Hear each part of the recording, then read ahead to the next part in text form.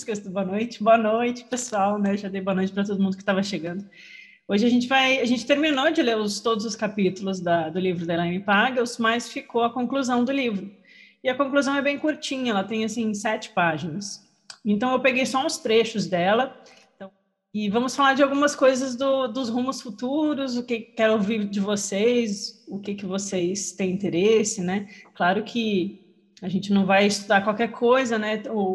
O nosso canal aqui tem um escopo, que é o do gnosticismo, do cristianismo primitivo, esoterismo cristão, e dentro desse escopo a gente tem muitas opções de como continuar esse estudo. Mas essa conversa vai ficar um pouco para o finalzinho, vamos fechar o livro primeiro.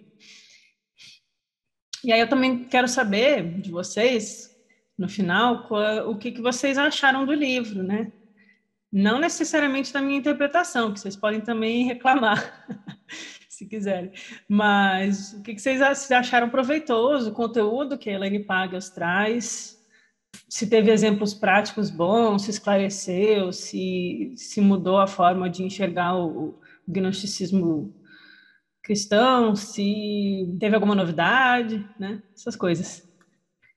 E eu achei a conclusão da Pagos, eu achei que valia muito a pena a gente trazer ela. Eu nem ia trazer porque ela é tão curtinha, eu achei que ela só ia repetir as coisas, mas eu achei tão bonita. Falei, não dá para ignorar a conclusão da autora, né? Poxa vida. Então, vamos entrar na conclusão, e é uma conclusão muito bonita. Ela faz um pouco do jogo acadêmico, claramente aquele meia-culpa, assim, de não, eu não estou falando mal de ninguém, tá? Só estou fazendo meu papel de historiadora. Ela tenta, assim, se distanciar um pouco, né, de ser criticada nesse sentido. Mas ela claramente, ela mostra, eu sinto isso no livro dela, eu acho que vocês também devem ter sentido, que ela tem um interesse, assim, de mostrar esse outro cristianismo. Então, como é a conclusão da Pagels, né? Apenas alguns trechos, né? São os vencedores que escrevem a história. Isso é claro, né? A seu modo. Não causa surpresa, então, que o ponto de vista da maioria bem-sucedida tenha dominado todos os relatos sobre a origem do cristianismo. Os cristãos eclesiásticos primeiro definem os termos, designando-se a si mesmos ortodoxos e seus oponentes hereges.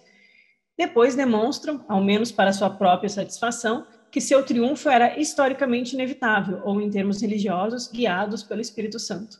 Então, ela abre a conclusão com esse parágrafo, dizendo, olha, não é porque o cristianismo a gente recebeu ele assim, a gente conhece ele assim, que ele realmente tenha sido assim. Porque são os vencedores que escrevem a história. Então, quando a gente lê o Júlio César descrevendo os povos da Gália, os celtas da Bretanha, ele descreve coisas horrorosas sobre eles, para pintar eles como selvagens que mereciam ser invadidos, né?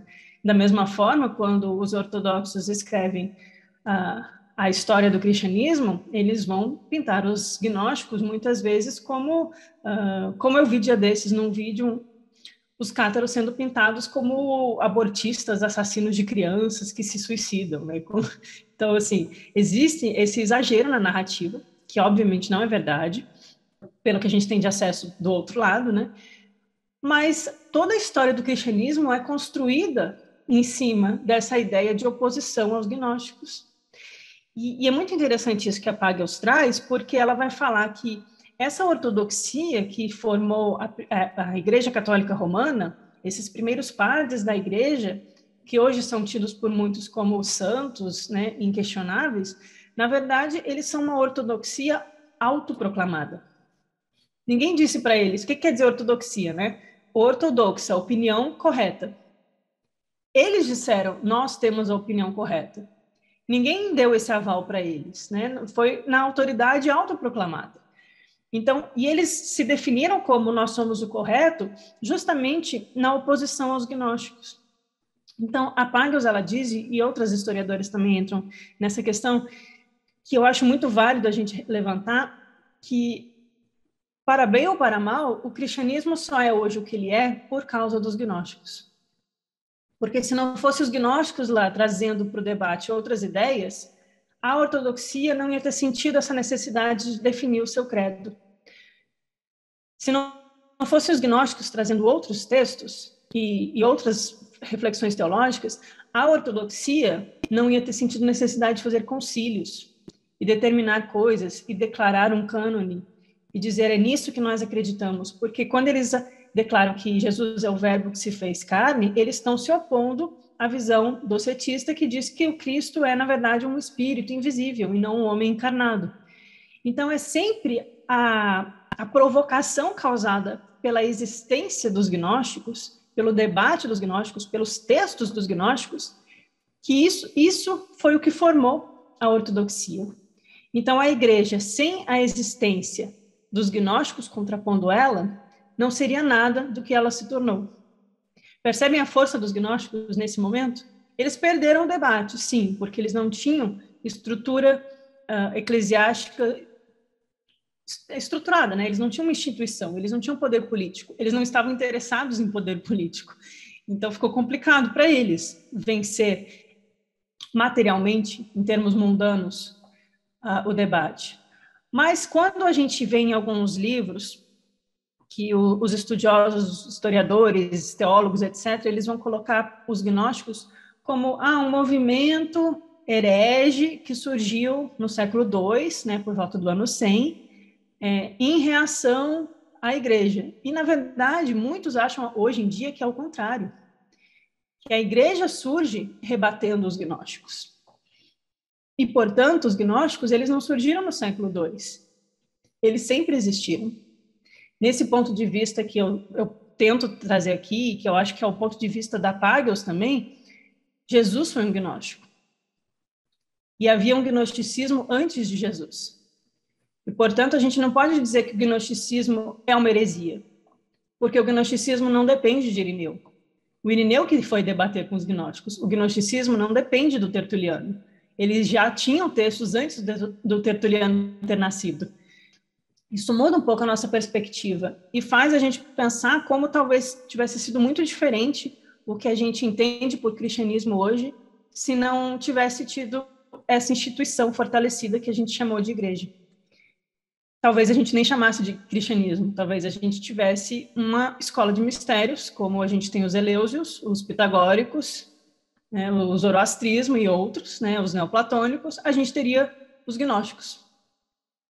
Um desses grupos, uma dessas escolas, e não uma grande religião que dominou todo o Ocidente. Aí a Pagels vai colocar essa questão de se isso foi bom ou se foi ruim, né? A gente pode ver por duas óticas. Então, eu acho que é um engano a gente chamar os gnósticos apenas de hereges, né? De heresia. Às vezes a gente vê nos manuais de aulas de teologia, assim, o gnosticismo é uma heresia cristã. Não, o gnosticismo ele existe antes de serem chamados de hereges, né? Os textos que a gente, inclusive, encontra no judaísmo, como o livro de Enoque, ou conteúdos do Zohar, ou os textos dos essênios, são um tipo de gnosticismo judaico, da mística judaica. Eles já contêm, se a gente pegar lá nos manuscritos do Mar Morto, e eu tento desenvolver isso lá naqueles vídeos do ano passado, que alguns de vocês talvez não estivessem aqui ainda, tem os vídeos de estudo dos essênios e do Mar Morto, tem alguns conteúdos lá que são os mesmos conteúdos apresentados pelos gnósticos, né? A ideia da batalha da luz contra as trevas, de um falso espírito que incita as paixões, a busca da retidão e da justiça. Tem algumas ideias assim que encontram eco nos gnósticos. Então, quando a gente fala de gnosticismo setiano, por exemplo, que é uma das correntes, os gnósticos setianos, eles não vão ser cristãos, como a gente entende cristianismo. Eles não vão falar de Jesus, eles não vão citar o nome dos discípulos, eles não vão falar de Espírito Santo, mas eles vão falar de outros termos que depois, no gnosticismo do Valentino, que é cristão, vai ser usado também com outra abordagem. E aí vai ter algumas semelhanças e algumas diferenças. Mas são gnósticos, pré-cristãos, da época contemporânea de Jesus, e aí Jesus se coloca como o primeiro gnóstico cristão. A patrística vai dizer que o primeiro gnóstico foi Simão o Mago, um discípulo de Jesus cuja existência tentou ser apagada da Bíblia. Em muitas referências que a gente tem na Bíblia existe Pedro e existe Simão Pedro, e às vezes parecem pessoas diferentes. Essa é a dica que eu dou para quem estiver tentando investigar ali no texto mexido e remexido da Bíblia. Mas o fato é esse, né? Vamos para a próxima. São os vencedores que contam a história, mas agora a gente pode ver a história com outros olhos, né? No entanto, as descobertas de Nag Hammadi reabriram questões fundamentais. Elas sugerem que o cristianismo pode ter se desenvolvido em direções muito diferentes. ou que o cristianismo que conhecemos poderia não ter sobrevivido.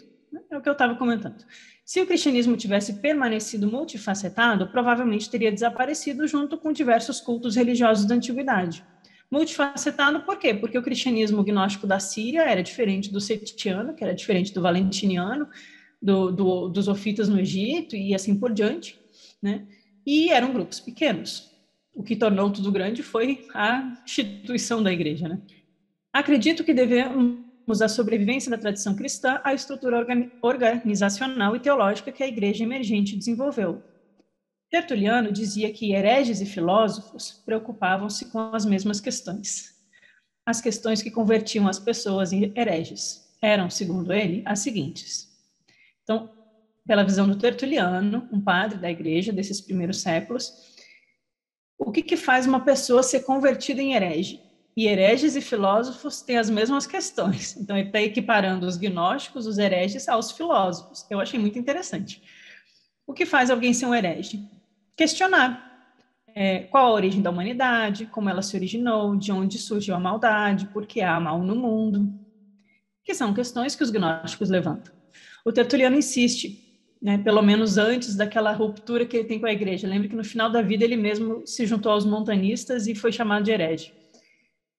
O Tertuliano insiste que a Igreja Católica prevaleceu porque oferecia respostas mais verdadeiras a essas questões. Então ele vai bater na tecla de não, a gente venceu porque nós temos a verdade. E a gente sabe que não é bem assim, né? A maioria dos cristãos gnósticos e ortodoxos, assim como pessoas religiosas de tradições diversas, preocupa-se com ideias basicamente como expressões ou símbolos da experiência religiosa. Ou seja, a maioria dos gnósticos e dos cristãos se preocupa com os ensinamentos como formas da experiência religiosa. Quando os cristãos gnósticos questionaram sobre a origem do mal, eles não interpretaram o termo como nós fizemos, fundamentalmente como perversidade moral. Então, o mal não é perversidade moral. A palavra grega kakia originalmente significa o que é ruim, algo que se deseja evitar, como a dor física, a enfermidade, o sofrimento, o infortúnio, toda espécie de mal. Quando os seguidores perguntaram a fonte de kakia, eles referiram-se em especial ao dano emocional, o medo, a perplexidade, o desgosto. Segundo o Evangelho da Verdade, o processo de autodescoberta começa no momento em que a pessoa sente angústia e terror pela condição humana, como se estivesse perdido em um nevoeiro e atormentada durante o sono por pesadelos aterrorizantes. O mito de Valentino sobre a origem da humanidade, como vimos, descreve a antecipação da morte e da destruição como o início experimental da busca gnóstica. Eles diziam que todo materialismo era formado por 3 experiências, ou 3 sofrimentos: terror, dor e perplexidade. Aporia, literalmente, sem rumo, sem saber para onde ir. Então, um dos grandes pontos do ensinamento gnóstico vai ser essa questão sobre a origem do mal. E aí, de maneira bem simplória, alguns vão colocar que o mal é originado por um Deus mau que tem que ser vencido. E da maneira da igreja, eles vão dizer que o mal é o pecado original. Então, é bem diferente, né? Às vezes, as mesmas palavras vão ter interpretações muito diferentes. E é interessante que essa palavra grega, kakia, que tem relação, né, com o que é ruim, ela vai ser usada para falar, por exemplo, dos kako, né, kako, dos kakodaimones, que são aqueles seres dos planos astrais sutis e elementares que, no mito gnóstico, ajudam na formação do nosso corpo e da nossa psique, mas que também existem no mundo. E os kakodaimones são aqueles diabinhos do imaginário popular que também nos tentam. Em oposição, existe o agato-daimon. O agato-daimon, agato, bom, daimon, a luz. Então, a luz boa, diferente da luz obscurecida, capo, que é ruim, é o Logos em nós, é a luz do Cristo em nós. Então, o agato-daimon, ele vai ser usado nas tradições egípcias, ele é representado como uma serpente com um rosto humano e uma coroa, e ele vai ser comparado à ideia de Logos e de Cristo nos textos gnósticos, diferente dos kakodaimons. Por isso que a gente tem essa ideia de diabinhos nas tradições angélicas, demonologia, as tradições cristãs e gnósticas. Mas é interessante que os gnósticos eles vão falar do caco, da caquia, como algo que a gente quer evitar. Me aproxima muito do budismo sempre. Inclusive, nesse momento eu lamento, né, o falecimento do professor Ricardo Mário Gonçalves, porque ele sempre falava para mim, para fazer um estudo sobre, comparando os gnósticos com o budismo, assim, diretamente. E é uma coisa que a gente está sempre fazendo, né, de alguma forma. Mas é a dor. Então, o budismo ele vai falar dos tipos de dor. E a primeira vai ser a dor física, né? A dor da enfermidade, da velhice, da morte, o sofrimento. Mas também as dores emocionais, né? A dor sobre a impermanência das coisas, o medo, a perplexidade, o desgosto. E aí que o Evangelho da Verdade, que é um texto valentiniano, vai trazer o processo de despertar espiritual como uma autodescoberta que começa com a reflexão de por que nós sofremos.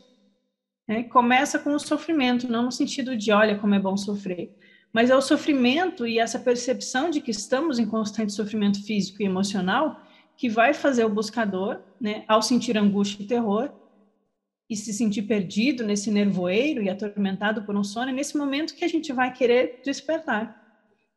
É aquele momento de cansaço, de estar cansado de repetir essas mesmas existências a cada vida, né? E de se ver preso nesse mundo, né? A imagem que eles usam é o sono, que é a imagem platônica, o pesadelo, é estar no fundo da caverna, vendo sombras, acorrentado. E aí o mito de Valentino vai descrever essa ideia de que, por causa de nós anteciparmos a morte, percebemos que nós vamos morrer e que nós seremos destruídos nessa existência física, a gente começa a conseguir se libertar desse materialismo e perceber que essa existência física não é tudo. Então, a partir dessas três experiências de sofrimento, de terror, de dor e de perplexidade, de se ver sem rumo, né, angustiado, sem saber para onde ir, é nesse momento que a gente começa a buscar. E aí, encontrando no nosso interior, a gente encontra uma chama, uma luz, uma vela, que é a intuição, a Eva espiritual, que nos guia em direção ao Cristo interior. Mas é preciso que haja a experiência de incômodo com a vida, que haja a experiência de perceber o sofrimento da existência. Então é muito budista, né? Para quem conhece budismo, fica bem parecido. Então, já que essas experiências, sobretudo o medo da morte e da decomposição, estão localizadas em primeiro lugar no corpo, o gnóstico tende a suspeitar deste, considerando um sabotador, que inevitavelmente causaria seu sofrimento. Nem o gnóstico confia nas forças cegas que prevalecem no universo. Afinal de contas, essas são as forças que constituem o corpo. Essas forças cegas são os cacodaimones, ou as forças dos arcontes, que são superiores a esses cacodaimones, né? Mas são essas forças que constituem o universo, né? E que dão estrutura para essa matéria, que forma o nosso corpo e que faz com que tudo seja impermanente e sujeito à decomposição e à morte. Então, os gnósticos têm essa visão muito forte contra a matéria, nesse sentido de que a matéria por si só, a matéria isoladamente, ela é o reflexo máximo da manifestação. Ela é aquilo que há de mais denso na manifestação. Então, ela é a própria sombra. Mas a luz habita na matéria. Então, a gente precisa, na verdade, encontrar o caminho através da matéria, para retornar à casa do Pai, nesse sentido. E aí a Pagels questiona, né? O que pode, então, trazer a libertação? Os gnósticos convenceram-se de que a única forma de libertar-se do sofrimento era conhecer a verdade sobre o lugar e o destino da humanidade no universo. Certo de que as únicas respostas seriam encontradas em si mesmo, o gnóstico dedicou-se com afinco a empreender uma intensa jornada particular interna. Uma intensa jornada particular e interna, né? Não é externa. Quem vivencia sua própria natureza, a natureza humana, como a fonte de todas as coisas, a realidade primal, receberá a iluminação. Ao conscientizar-se do seu eu essencial, ou de sua centelha divina, o divino que está dentro de si, o gnóstico rejubila-se por ter se libertado das coerções externas que o impediam de celebrar a sua identificação com o ser divino. Esse é um trecho do Evangelho da Verdade. O Evangelho da Verdade é uma alegria para aqueles que receberam do Pai a verdade da graça de tê-lo conhecido, pois ele os descobre nele, e eles o descobrem em si mesmos. O incompreensível, o inconcebível, o Pai, o ser perfeito, aquele que fez todas as coisas. Eu trouxe essa imagem que, na verdade, é da mitologia nórdica, mas me parece muito também com a visão gnóstica e com a árvore da vida, né? Não tem como ser muito diferente as coisas. Porque justamente essa jornada do gnóstico, que em busca de uma libertação, não é simplesmente se livrar da vida material, é se livrar dos grilhões que o prendem na vida material. E daí que os gnósticos acabam sendo muito mal compreendidos por aqueles que não consideram o renascimento ou a reencarnação como uma de suas doutrinas. Porque pensando numa doutrina católica ortodoxa de que nós só temos essa vida, realmente não faria sentido. Aí seria simplesmente dizer, então é só se matar para se livrar da matéria, se a matéria é tão mal, né? Tão má. Mas como o gnóstico percebe que isso não levaria a nada, na verdade manteria a pessoa ainda mais presa na matéria, é preciso que essa libertação venha através de um mergulho interior, de encontrar essa realidade primeira que está dentro de si mesmo, de encontrar a fonte de todas as coisas. E é essa fonte que traz a iluminação. Então, quando o gnóstico ele trilha esse caminho, né, ele passa pelo pórtico e trilha o caminho, que é a ponte do arco-íris lá dos nórdicos, que são 7, né? 7 arcontes, 7 cores.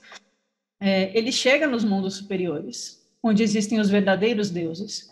Os mundos superiores, nos gnósticos, vai representar o que a gente chama de as formas perfeitas, as ideias perfeitas da tradição platônica, os seres de luz, os deuses perfeitos e as virtudes perfeitas, no sentido de que nos mundos superiores não há a presença da sombra, pois a sombra é gerada por essa divisão, por essa região do meio, e o mundo de baixo vai ser um reflexo do de cima.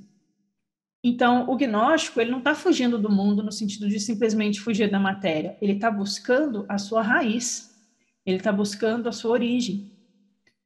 E para isso ele precisa encontrar o divino que está dentro de si mesmo.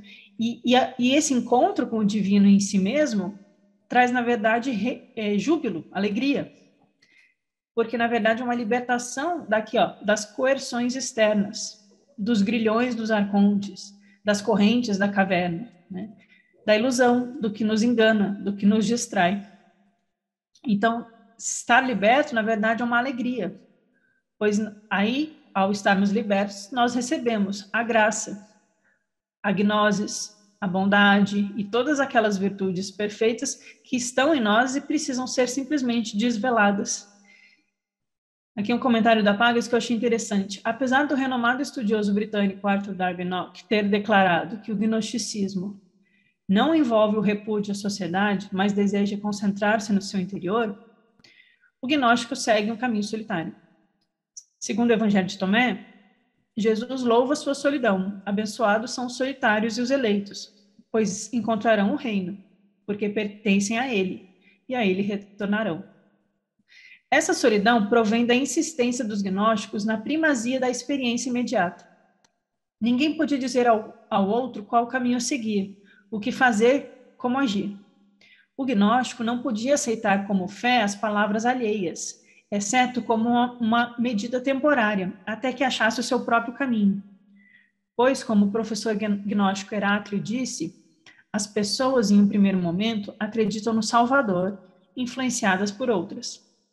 Mas, quando amadurecem, não confiam mais no mero testemunho humano. Em vez disso, descobrem sua relação imediata com a verdade.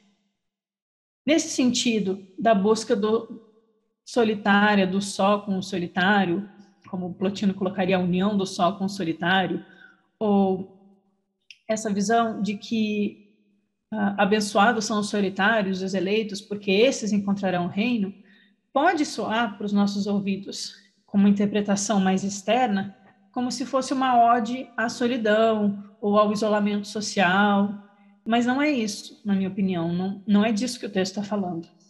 Porque eu estou imaginando, e eu vou ficar aqui no âmbito da imaginação, porque eu não tenho acesso ao texto original. Mas eu estou imaginando aqui que o que traduziram por solitário, ou o só, ou sozinho, é a mesma palavra, como eu vi em outros textos, que é traduzida por mônada. Monos é aquele que está só, né? monocelha, né? A pessoa que tem uma sobrancelha só, o exemplo que me vem na cabeça, né? Então, o mono é aquilo que é único, aquilo que é só. No Apócrifo de João, o Pai desconhecido, o inefável, ele é chamado de uma mônada, a grande mônada. E a gente vai vendo nas tradições esotéricas essas referências de que nós somos mônadas ou temos mônadas, né? Que não tem como ser várias, porque a mônada, né, é uma coisa só.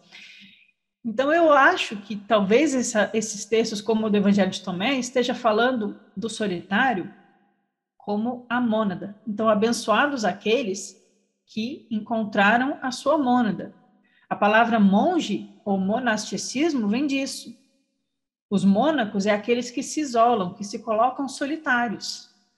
Mas a busca do solitário não é estar sozinho, não é estar isolado numa caverna, é a busca do solitário dentro de si mesmo, é o encontro com a própria mônada, é a restituição do dois em um. Nós retornarmos ao estado de unidade, porque o estado de um é o só, é o sozinho. Então, sim, os gnósticos enfatizam muito a questão da importância do estar sozinho e da busca do silêncio e dessa experiência espiritual que só se faz sozinho, porque ninguém pode vivê-la por nós, né? Só a gente sabe os nossos desafios, as nossas sombras, o que a gente está passando e o que a gente está sentindo. As provações é nós, com nós mesmos.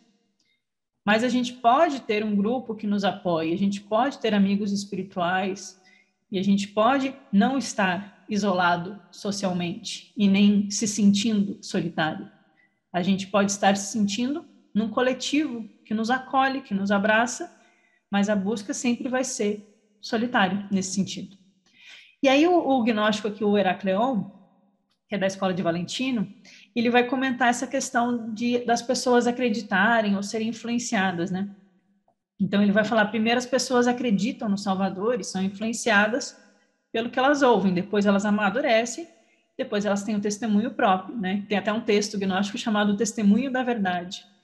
Porque, como eu tenho colocado nos vídeos lá mais recentes do canal, do nosso encontro sobre os hinos e os ritos gnósticos, há uma ênfase, uma primazia dos gnósticos pela busca da experiência pessoal, né? Por essa questão de que ninguém salva ninguém. Então, você precisa encontrar em si mesmo esse despertar interior.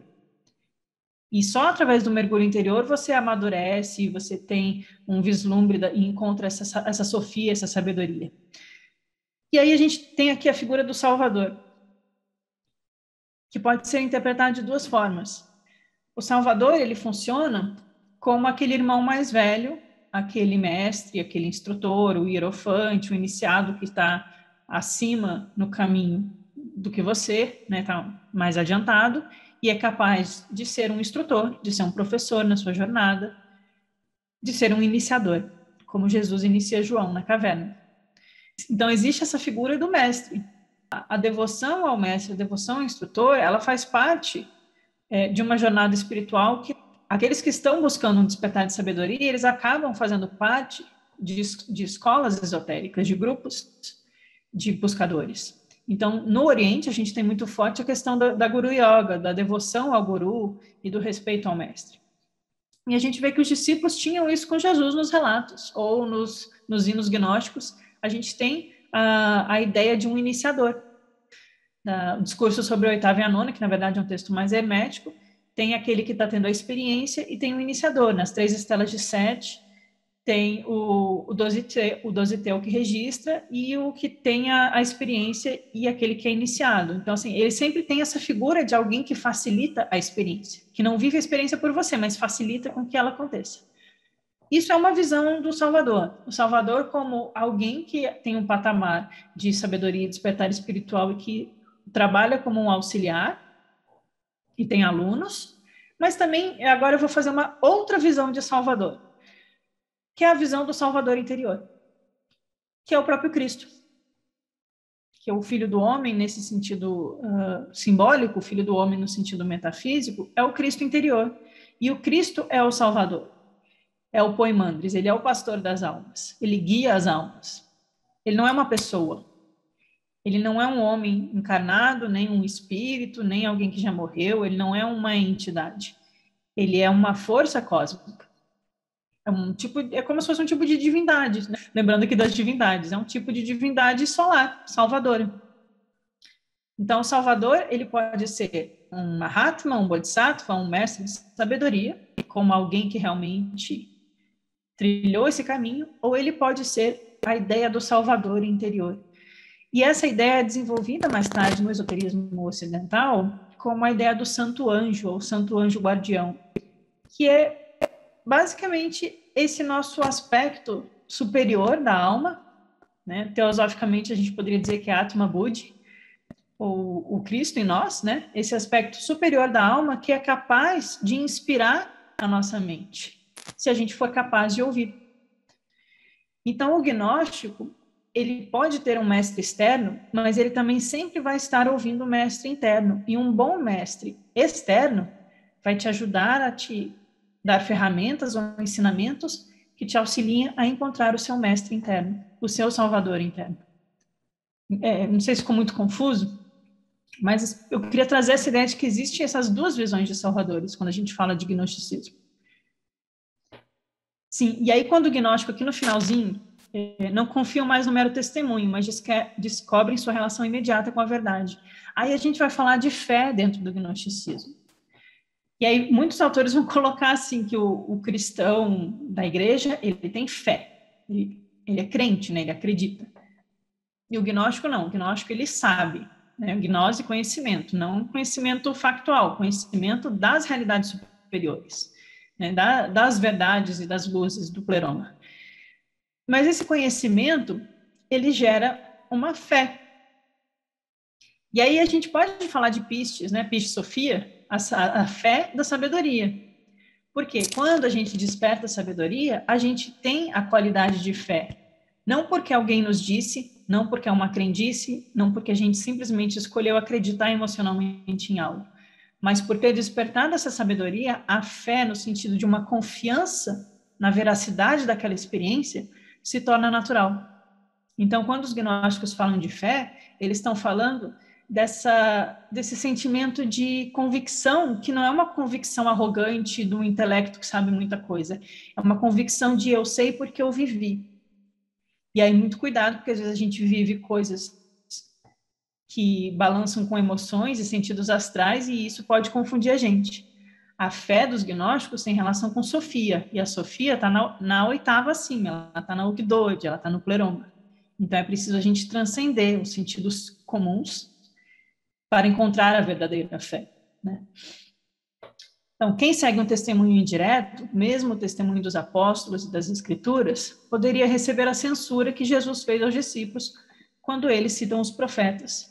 Isso está no Evangelho de Tomé. Vocês ignoram o vivo em sua presença e falam só com os mortos. Tem no Evangelho de Tomé que eles ficam citando os profetas e Jesus fala assim, vocês estão ignorando o vivo na sua frente, falando lá desses que já passaram. Às vezes até já reencarnaram na visão de Jesus, talvez. Mas é o fato de não confiar apenas no testemunho, e isso novamente vai contrastar com a igreja, porque toda a igreja vai basear sua autoridade no testemunho da ressurreição de Cristo no terceiro dia, que levantou do tumbo, e em terem sido os apóstolos, né? Os 12, que não incluíam as mulheres, que não incluíam outros, tipo Simão o Mago, que certamente eram dos discípulos avançados de Jesus.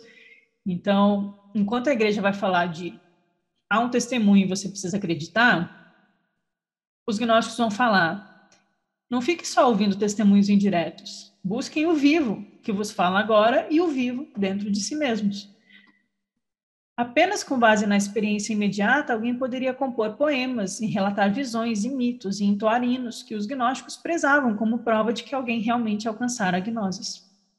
Que daí a gente tem o tema dos vídeos anteriores lá no canal, né, do hino de Jesus, que é um rito iniciático, as 3 estelas de Sete, que são hinos de intuação à trindade divina, né, ao Uno, à Barbeloa, à Pronoia e ao Logos, o hino da Veste Glória, esses outros que a gente tem visto, ou vai ver posteriormente, né, e são presentes nos textos gnósticos. Há muitos textos gnósticos que relatam experiências místicas, e aí eu sempre fico assim, embasbacado, assim, eu acho que é essa palavra. Eu fico muito surpresa quando eu vejo alguém falando que não existe mística no gnosticismo, né?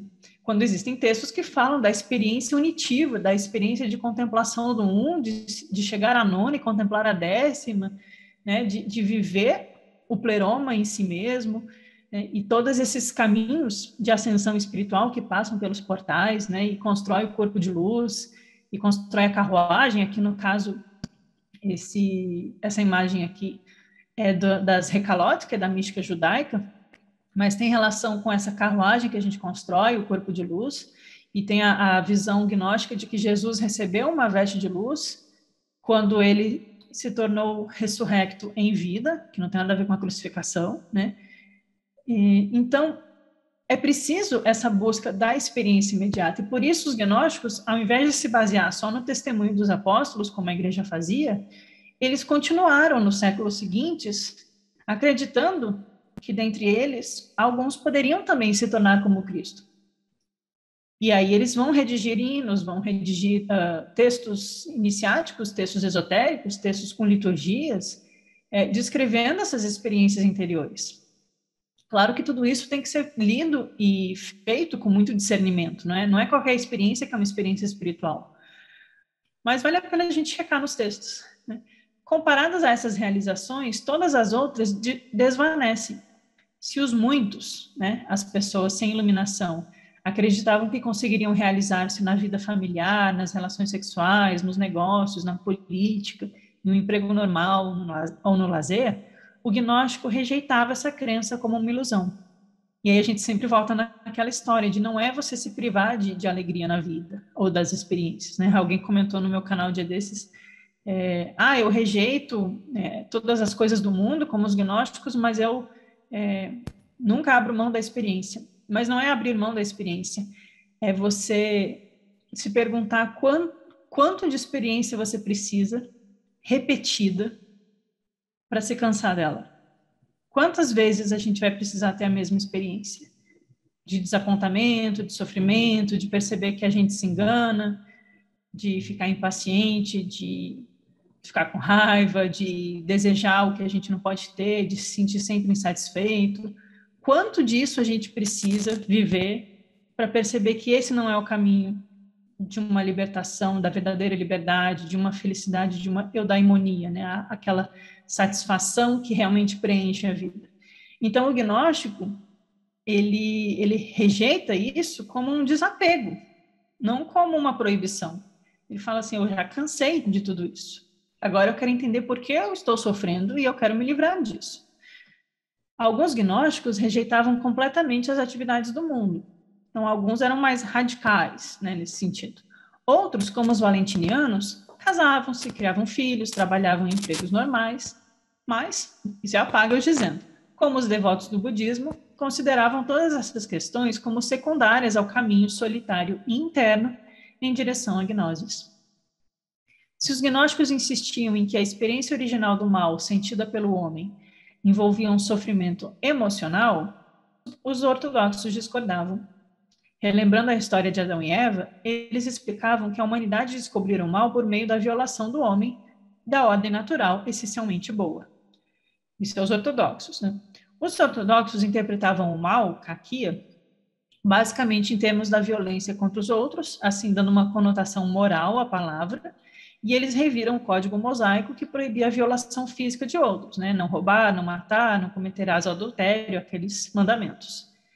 Então, eles viram o código mosaico de Moisés em termos da proibição de Jesus contra até mesmo a violência mental e emocional, a raiva, a luxúria e o ódio.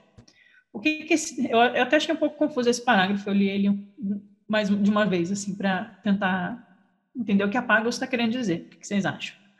Porque os gnósticos, eles vão insistir que a experiência original do mal tem relação com o sofrimento emocional, porque é a ruptura da sabedoria. É o desejo da sabedoria de gerar por si mesma que faz ela cair, a sabedoria Sofia, aqui no mito, que faz ela cair e criar algo pela metade. E essa ruptura, essa divisão que surge na manifestação, acaba sendo uma necessidade da manifestação surgir, da matéria e todas as coisas se manifestarem para que a Sofia restitua a si mesmo ao seu local de origem, né? Esse vai ser o grande mito gnóstico que o Jung vai interpretar muito. Mas tudo isso envolve um sofrimento emocional no sentido de que há uma ignorância fundamental. Não é uma maldade, não é uma punição, é uma ruptura que causa a separatividade, que causa a ignorância, que faz com que as trevas se mesclem à luz. E aí o nosso trabalho é aprender a distinguir as trevas da luz. O próprio Aldabaoth, ele não sabe o que há além dele. Ele sofre porque ele se acha muito alto e importante. Então, é uma experiência psicológica, psíquica de sofrimento. E a igreja vai colocar tudo isso na culpa do tal do pecado original, que foi a desobediência do ser humano. Né? Então, a culpa é nossa porque nós desobedecemos Deus. Então, a única forma de nos salvarmos é voltar a obedecer. E os gnósticos não vão por aí. Os gnósticos falam que o desobedecimento do demiurgo é, na verdade, uma percepção do quanto nós estamos aprisionados. E aí a gente não tem que obedecer, a gente tem que vencer esse poder da ignorância. Então muda, né, a coisa. Então, no sentido da igreja, eles vão ter códigos morais, códigos de proibições, né?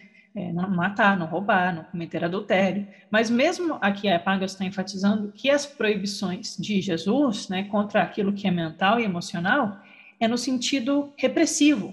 Não pode ter raiva, não pode ter ódio, não pode ter desejo. E o gnóstico não vai por esse, não é nesse tom que o gnóstico faz.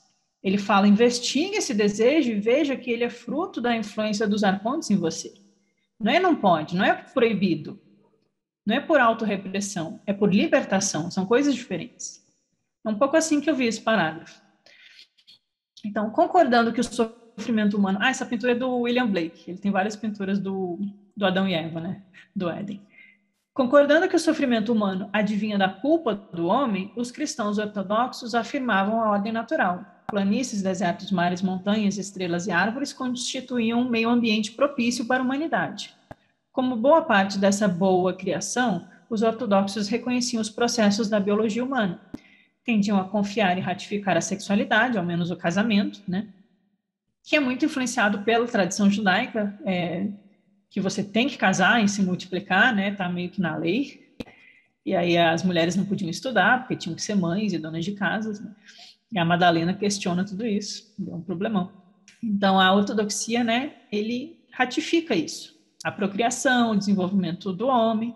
Os cristãos ortodoxos viam Cristo não como alguém que conduz as almas mundanas à iluminação, mas como a plenitude de Deus vivenciando a experiência humana, a experiência corpórea, para tornar o mundo corpóreo sagrado.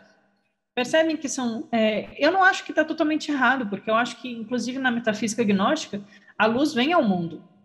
E parte desse nosso desafio é encontrar essa luz no mundo e em nós mesmos. Então, o mundo, não é que o mundo é essencialmente mau, ele está composto de sombras. Só que enquanto os gnósticos vão falar do Cristo que nos conduz à iluminação, a ortodoxia vai tentar transformar o Éden aqui. Os ortodoxos, eles estão trazendo o sagrado para aquilo que é do mundo sensível. Eles estão tentando replicar a experiência do sagrado no mundo manifesto, que é o que os arcontes fazem, né? Eles tentam copiar. E o gnóstico, ele percebe que a cópia sempre vai ser imperfeita. Ele quer o original.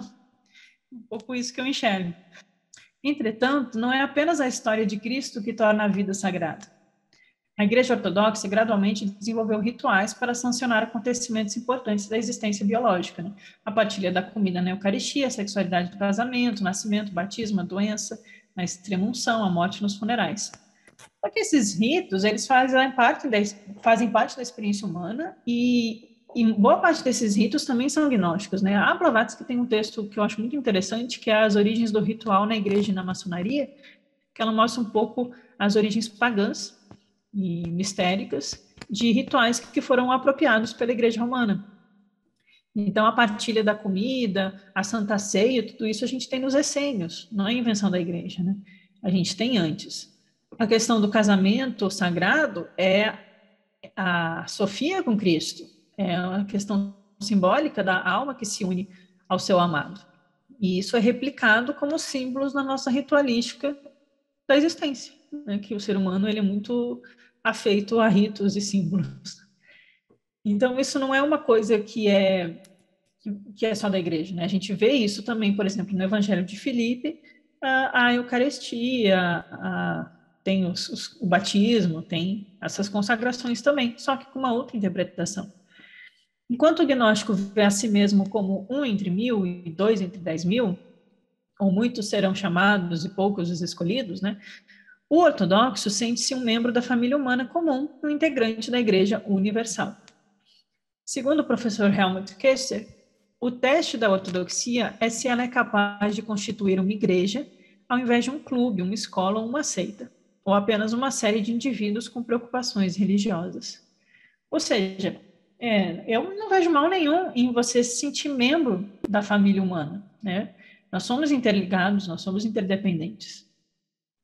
E essa questão do gnóstico ser um entre 1000 e ser uma elite é sempre assim nas tradições de iniciação espiritual, nas tradições de mistério. A questão é que esses poucos, eles puxam a qualidade dos seguintes. Tem um trecho muito interessante numa obra Rosa Cruz, que é um romance que eu acho que alguns de vocês já devem ter lido, o Zanoni, que o mestre lá, o personagem que é o mestre, ele fala, os poucos numa geração vão ajudar a melhorar a qualidade dos muitos na próxima geração. Não no sentido romântico de que a gente está sempre evoluindo, mas é preciso que haja alguns que vão na frente para ir melhorando a qualidade humana na Terra. Então, não é só num sentido de eu sou o melhor entre 1000 e eu vou me livrar de vocês e sair daqui. Aqueles que os últimos serão os primeiros, né? Aqueles que se elevam em direção à salvação e à sabedoria, eles também retornam para trazer esse ensinamento. Né? Então, não é uma questão de se separar, isso que eu quero dizer, não é uma questão de se separar da família humana. Só que aí o grande problema é o valor que a gente dá a isso e como a gente lida com isso, né? Que aí o professor Helmut vai falar, né? Essa ortodoxia, ela vai constituir uma eclésia, um grupo verdadeiro, coerente, com energia, de fato, que leve a algo, ou vai ser só mais um clubinho, uma seita, um Rotary Club, um grupo de fim de semana, cheio de gente com preocupações religiosas externas, mas sem vivência e experiência interna. Então, o problema não é você ter uma igreja para os muitos.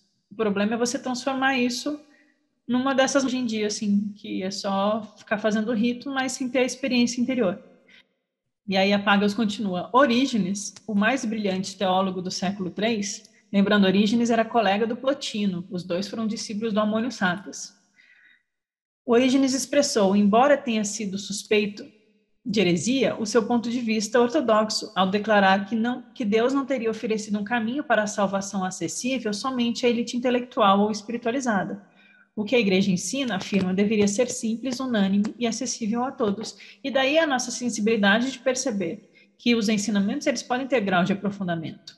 Não é negar o ensinamento a todos. Não é negar algo que seja mais acessível e satisfaça as necessidades de cada um na sua jornada. Mas não é, como fez a igreja, apagar aquilo que é mais profundo. Então, o problema não é você ter uma igreja com muitos membros, né? Você ter um grupo que atenda às necessidades daqueles que não estão com vontade ainda de abandonar tudo e encontrar o seu Cristo interior, né? Às vezes a gente ainda está num caminhar difícil e ainda tem que lidar com muitas sombras. O problema é você destruir os ensinamentos esotéricos, e aí foi isso que a igreja fez. Ela negou o acesso aos mistérios. Ela deixou só as parábolas e as historinhas da carochinha. Mandou queimar os textos gnósticos. Ela negou a existência deles e ela perseguiu eles. Então, aquilo que havia de mais profundo, filosófico e esotérico, houve uma tentativa de apagamento. Então, quando a gente perde aquilo que é mais profundo e interno e transforma a nossa preocupação espiritual em simplesmente manter uma instituição com umas coisinhas em autoajuda sobre os chakras e como ser feliz mas quando a gente fica só nesse blá blá e tira o coração de um ensinamento, que é o seu lado mais oculto, o apócrifo espiritual, dos mistérios do reino, a gente perde a vida, a vitalidade daquela instituição. E é isso que acontece com a igreja. Ela, por buscar o poder mundano e político, e rejeitar tudo que for profundo, e editar o Novo Testamento, e ficar só com aqueles 4 evangelhos, e inventar toda uma história de salvação que você só tem que acreditar e obedecer, ela perde o acesso ao que é mais verdadeiro. E isso que é muito triste. Irineu encorajou a sua comunidade a desfrutar a crença de que sua fé está sob absoluta autoridade. Os cânones aprovados das Escrituras, o credo, o ritual da igreja e a hierarquia do clero. Então, só enfatizando, né, que o Irineu, ele tentou dizer de todas as formas que ele era a absoluta autoridade, que era aquilo e nada mais, né? Se retornarmos às fontes mais antigas, conhecidas da tradição cristã, as palavras de Jesus, embora estudiosos discordem sobre quais palavras são genuinamente autênticas, podemos ver que as formas gnóstica e ortodoxa do cristianismo poderiam ter surgido como interpretações distintas do ensinamento e do significado de Cristo. Ou seja, não é que uma veio depois da outra, ou que uma é ortodoxa e a outra é herege. Elas podem ter existido de formas distintas, originalmente, né? Porque o ensinamento se espalha, as pessoas interpretam e os grupos são muitos e viajam, né? Aqueles atraídos para a solidão observariam que o mesmo evangelho de Lucas, no Novo Testamento, menciona o dito de Jesus, segundo o qual quem tem mais amor ao pai, à mãe, à mulher, aos filhos, aos irmãos e às irmãs, e mesmo à própria vida do que a mim, não pode ser meu discípulo. Isso soa muito ruim, né? Mas se a gente lê com os olhos gnósticos, aquele que ama mais as suas relações mundanas e a sua vida comum, mas não busca o Cristo, não pode ser um discípulo verdadeiro. Ele pedia aos que desejavam segui-lo abandonar tudo, família, casa, crianças, trabalho e riqueza. Né? A Pagels está contrastando que mesmo essa igreja que foi contra esses mistérios, manteve no Evangelho de Lucas, por exemplo, passagens como essa. E ele, como protótipo, Jesus, era um homem sem lar que rejeitara a sua própria família, evitou o casamento e a vida familiar, e um misterioso peregrino que persistia na questão da verdade a qualquer preço, a custo de sua própria vida. Né? Ele foi muito corajoso ao ensinar abertamente, muitas vezes, a custo de sua própria vida. Marcos relata que Jesus ocultava seus ensinamentos das massas e confiava apenas aos poucos que considerava dignos de recebê-lo. Contudo, os evangelhos do Novo Testamento também oferecem relatos que proporcionam uma interpretação muito diferente de um Jesus mais humano. Então, a Pagels vai contrastar nessa página que havia um aspecto de mistérios no ensinamento, os ensinamentos confiados aos poucos, como a gente vê nos apócrifos, mas que também um Jesus humano, né? Ele não era uma pessoa que rejeitava as pessoas, que ele andava entre as cidades, ele abençoava as crianças, curava os doentes, aquela visão assim tradicional, que eu não acho que esteja não condizente com um verdadeiro mestre.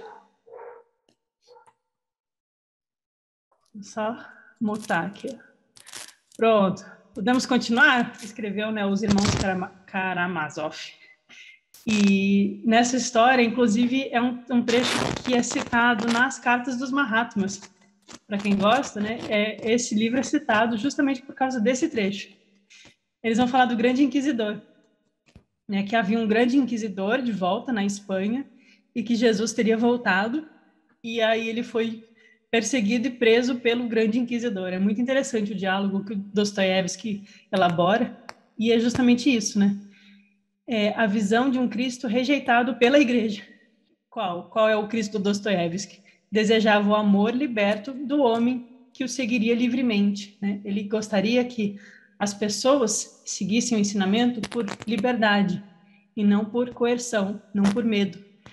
E aí esse Cristo no Dostoiévski, eu li só esse trecho do livro, mas faz muito tempo, eu não vou lembrar. Eu só lembro que ele tem um diálogo muito interessante, né? Ele está encarnado no mundo e ele se depara com esse inquisidor e ele tem vários questionamentos e o inquisidor vai falando, não, mas eu não posso, porque não é isso que a igreja ensina. Então é muito contrastante, vale a pena ler. Aí é Dostoiévski, né? É fantástico. Então, o Cristo, né, desejava o amor liberto do homem que o seguiria livremente, escolhendo a verdade de sua própria consciência, acima da certeza da vida material, da aprovação social e da religião. Então, não é por uma busca de estar inserido numa igreja, por aprovação social, ou ganhos materiais, mas essa liberdade que nos coloca além de tudo isso. Isso também a gente vê no autor do segundo Tratado do Grande Sete, que é um texto gnóstico. O Ivan é esse personagem do Dostoiévski, denuncia a igreja por afastar as pessoas da verdade de sua liberdade. Podemos ver, então, como os conflitos surgiram na formação do cristianismo entre essas pessoas inquietas e inquisitivas, que planejaram um caminho solitário de autodescoberta, e a estrutura institucional que deu à grande maioria das pessoas uma sanção religiosa e uma diretriz para a sua vida cotidiana. Então havia um conflito entre as pessoas que queriam buscar a verdade por si mesmas, com um sentido de liberdade, de busca de sabedoria, e as pessoas que queriam uma estrutura institucional que simplesmente desse diretrizes que elas obedeceriam para a sua vida cotidiana. Isso que vai contrastar. Os pensamentos dos cristãos gnósticos sobreviveram apenas como uma corrente reprimida, como um rio subterrâneo. Acho muito bonita essa imagem que ela traz. E aí eu trouxe justamente a imagem da Madalena, né? Que, é claro que essas imagens bíblicas e fotos de filmes que eu coloquei aqui é tudo baseado no Novo Testamento, mas a gente pode, né, reinterpretar. Então, aqui é a cena da Madalena contando que ela foi a primeira testemunha da ressurreição. Né? Gnosticamente, a gente sabe que o mestre aparece para ela no corpo de luz, instrui ela, e ela volta para contar o ensinamento, e é nesse momento que o Pedro contesta e fala: quem é essa mulher para receber ensinamentos que nós não recebemos? Né? E ela é defendida por alguns. É isso, né? O gnosticismo, né? No caso aqui o exemplo da Madalena, mas representando esses gnósticos, eles viram um grupo subterrâneo, escondido, que precisa ir mudando de linguagem ao longo dos séculos e escondendo os textos, né? Fazendo tráfico de textos, assim, com símbolos para não serem descobertos, mas eles vão sobrevivendo. De alguma forma, o gnosticismo sobrevive. Ele nunca deixou de existir. No Pleroma, ele sempre foi um ensinamento disponível, que tem os seus mestres, à espera de alunos, mas ele também, ao longo da Idade Média, da mística cristã, em várias formas de heresia, como os bogomilos, os maniqueus, os cátaros, e também em autores mais posteriores, a gente vê esses respingos do gnosticismo tentando sair do subterrâneo. Então, por exemplo, a Pagel cita, né? Essas correntes vieram à tona durante a Idade Média, sob várias formas de heresia. Depois, com a Reforma, a tradição cristã assumiu mais uma vez e visionários radicais como George Fox. O Jacob Boehme, ele é um místico cristão absolutamente gnóstico. Né? Depois que a gente lê os apócrifos gnósticos e a gente lê o Boehme, a gente vê que é uma alma gnóstica ali. Mesmo que ele não tenha tido acesso aos textos, o conhecimento espiritual que ele traz é de uma experiência gnóstica. O George Fox, se eu não me engano, é um dos fundadores dos Quakers. A grande maioria dos movimentos que surgiu após a Reforma, batista, pentecostal, metodista, episcopal, congregacional e presbiteriano e Quaker, né, permanece dentro da estrutura básica ortodoxa estabelecida no século II. Por quem? Irineu, Hipólito, Tertuliano, essa galera antignóstica. Todos aceitam a autoridade conclusiva dos textos do Novo Testamento. Muitos aceitam o credo ortodoxo e praticam os sacramentos cristãos, mesmo quando alteram a sua forma de interpretação. Isso que a Pagel está trazendo é uma coisa que eu acho importante a gente enfatizar, que mesmo na Reforma, que, por exemplo, eu acho super válido a tentativa de Lutero de traduzir a Bíblia, porque as pessoas deviam ter o direito de ler e pensar por si mesmas, né? E não ficar só ouvindo missa em latim. Então, mas mesmo assim, tudo que surge depois da Igreja Ortodoxa Católica Romana é decorrência da mesma base construída pelos católicos romanos. Então, não é muito diferente, porque eles têm a mesma estrutura, né? Eles se apoiam nos mesmos textos, no mesmo cânone, nos mesmos credos. Eles não divergiram muito nesse sentido. E daí que eu vou fazer aqui um parênteses para os meus amigos teósofos, e daí que é bizarro numa sociedade onde a Blavatsky deixa claro que os gnósticos estavam trazendo o verdadeiro cristianismo na visão dela, e que é os gnósticos que devem ser estudados e enfatizados. E ela, em Isis Sem Véu, no volume 3, escreve muitos capítulos para denunciar os inquisidores, para denunciar os ortodoxos, para criticar a forma como a igreja se apropria dos ensinamentos de Jesus. É bizarro que dentro dessa sociedade dela, um grupo baseado num grupo pentecostal, um desses aí eu não lembro qual era, mas lá da Holanda, uma igreja protestante tradicional, ortodoxa, baseada no cânone da Bíblia, no cânone dos sacramentos oficiais, seja criada uma igreja dentro da sociedade que ela fundou, uma igreja baseada na ortodoxia, com os ritos da ortodoxia, com a Bíblia da ortodoxia. Quão incoerente é isso, né? Uma coisa que a gente tem que questionar, no caso dos meus amigos teósofos, né? É muita incoerência. A Blavatsky tem uma frase que ela fala assim: um padre ou é muito inocente ou aprendeu a mentir desde pequeno, né? Se ele sabe a verdade.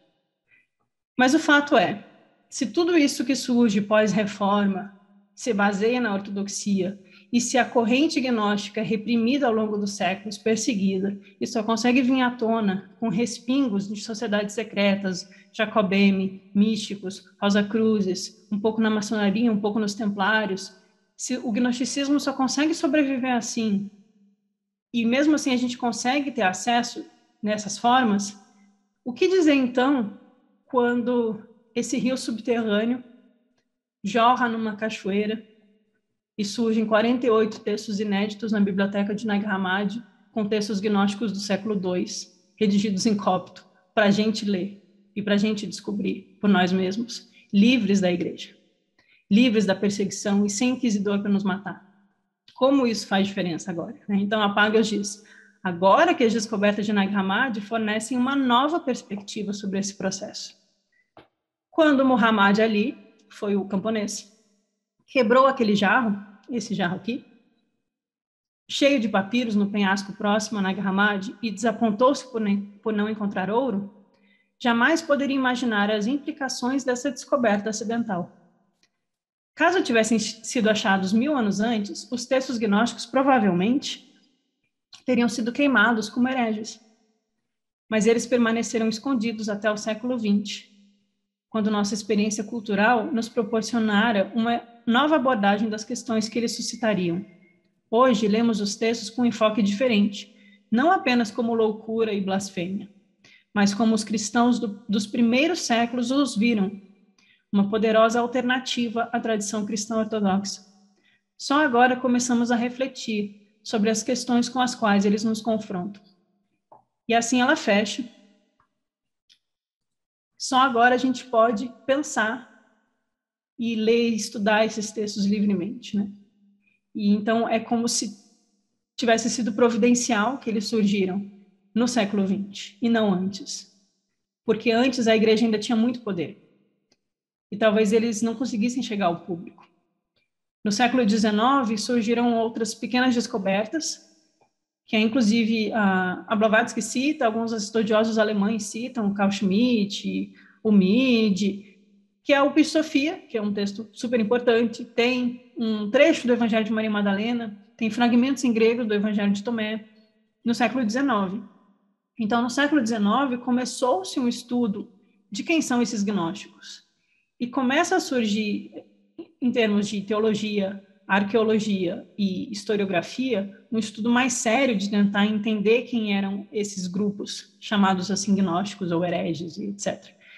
E todos esses estudos, eles foram dando concretude, base, sustento para quando surge a Biblioteca de Nag Hammadi, a gente poder pegar e dizer, isso aqui é aqueles textos gnósticos, porque a gente já sabia um pouquinho sobre eles. Então, eu tenho a sensação que eles surgiram no momento ideal. Eles vêm à tona numa época em que eles não vão ser destruídos, que eles vão ser lidos e eles vão ser compreendidos. E agora, a responsabilidade é nossa, porque ninguém mais vai nos impedir de ler eles. E é por isso que a gente está aqui fazendo esses estudos, né? Então, é assim que eu queria terminar a conversa com vocês, que eu até achei que ia ser mais rápido, eu e meu defeito de calcular errado o tempo.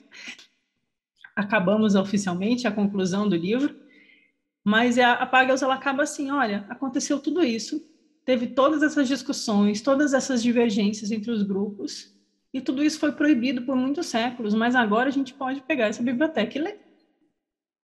E é essa proposta que eu tenho aqui com vocês e que eu gostaria de desenvolver mais, a gente poder ler esses textos ou estudar esses textos, caso seja do interesse, né, de vocês. Acredito que seja, senão vocês não iam estar me aguentando aqui.